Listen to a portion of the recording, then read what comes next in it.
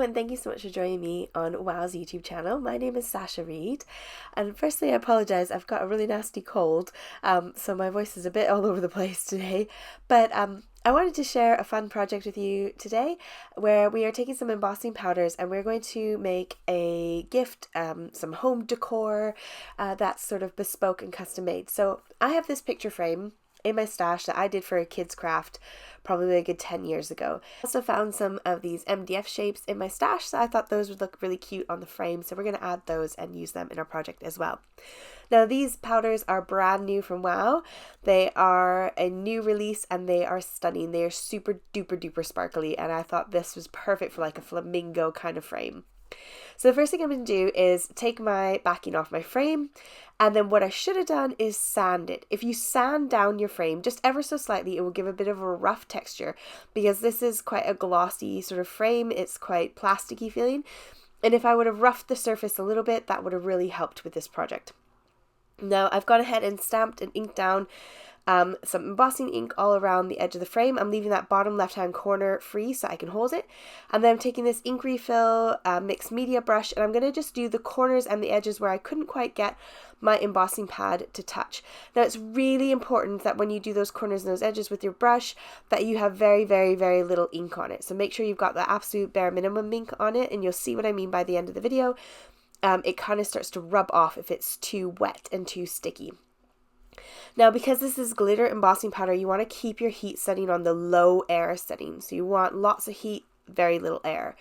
And it doesn't warp the frame, it doesn't wreck the frame at all, but I am holding my heat gun over it just to the point of it melting, and then you tilt it in the light, you can see the slightly blotchy parts that aren't as shiny.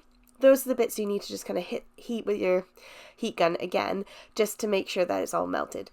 Now I'm going to go ahead and do the other corner that I hadn't done in the first place, and I'm going to do the outside edges of my frame. You can kind of dip it in the embossing powder to get it covered, and you're just going to do this until the whole frame is covered to your satisfaction. Now I didn't do the back side of the frame because this is going to go on the wall and you're not going to see it, but I did the inside edge and just that outside edge. Now you can go ahead and fill in any of those patches with your brush.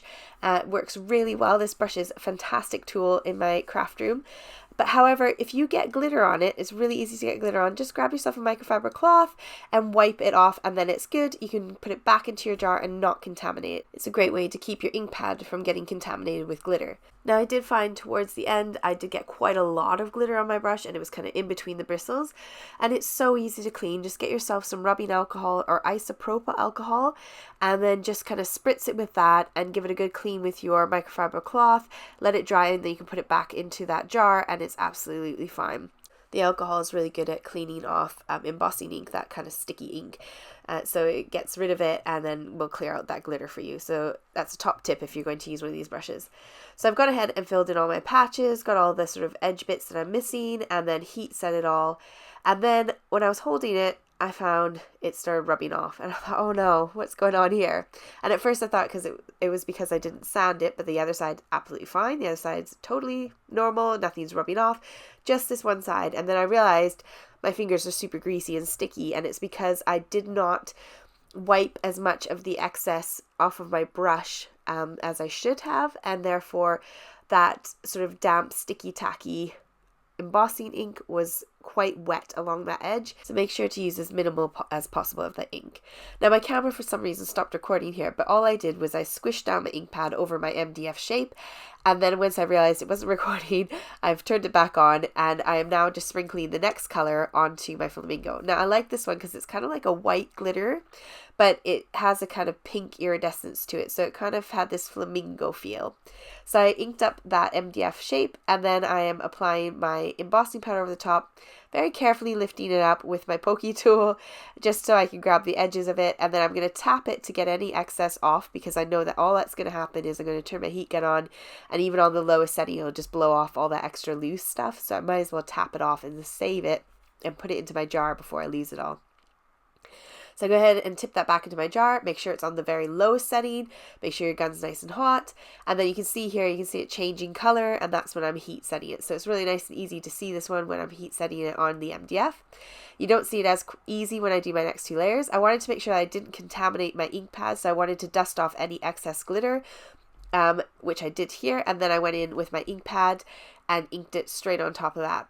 I did this process 3 times and got such a beautiful glittery flamingo element, just in just a second. Now for these little faffy hearts, they're obviously really difficult. If you've got some reverse tweezers, it's really handy, so you can just pick up that little heart. I popped it in the ink pad, dipped it down, and then I just dipped it in my jar. So I didn't have to worry about trying to sprinkle it on. And then while I'm still holding it with those tweezers, I went ahead and heat set it. And I did each heart 3 times just to make sure that I got a beautiful full coverage. So here are all my elements ready to go. And all I did was use that trio of powders and got such a beautiful result. Now to stick my flamingo on, I wanted to make sure I didn't put any glue where it shouldn't go. So I'm just going to take a pencil and just kind of line up my flamingo where I want on the front, flip it over and trace down against that edge of the frame. Then that way I know exactly where to put my hot glue to be able to glue this on. Now if you've got like a stronger craft glue, a liquid glue, that would work as well. You just need something that's going to stick to that embossing powder really nicely. So I added on some of my hot glue and then stuck that flamingo on the front and did the exact same thing with the hearts. Just popped a little bit of hot glue on the back of those hearts and then lined them up on the top right hand corner, and that finished off the frame. So I can go ahead and pop in the back of it now, and it's ready to go, ready for my daughter to put a picture of her choosing in there. I hope you enjoyed this one today, and that gives you some inspiration to maybe have a look at some of the items around your house and whether you might be able to upcycle them and maybe turn them into new beautiful gifts or creations for your own home. Thank you so much for joining me. Please don't forget to like, share, and subscribe on WOW's YouTube channel. My details are down in the description box as well if you would like to follow me over on my YouTube channel. I do 2 videos a week. I do a quick technique Wednesday as well as a Saturday night crafting. Take care, and thank you so much for joining me. Bye!